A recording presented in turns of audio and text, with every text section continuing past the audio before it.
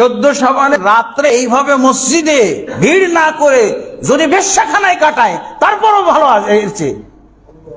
যদি সারা রাত যদি সে বেশ্যাখানায় থাকে সেটাও ভালো, কারণ সে বলবে যে আমি অপরাধের মধ্যে ডুবে আছি, এই সারা রাতটা আমি অপরাধের মধ্যে থাকলাম, অপরাধ চর্চা করেছি।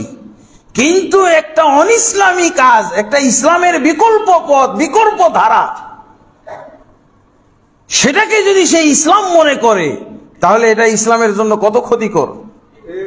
এটা হলো জিনার চেয়েও খারাপ, সুদ ঘুষের চাইতো খারাপ। এই যে আজরে অথচ বেদাতি হুজুরদের এটা মাথায় ওঠে না।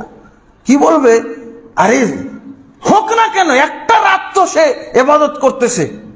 এটা হলো বেদাতিদের ভাষা, বেদাতিদের ওয়াজ। না, একে মসজিদে আসতে দেওয়ার দরকার নেই, মসজিদ নাপাক করতে আসতেছ। ওর তওবা করার দিন এইটা না, তওবা করার রাত এইটা না, তার অন্য যে কোনো সময় তওবা করার জন্য আছে। এই বেদাতি উপলক্ষকে কেন্দ্র করে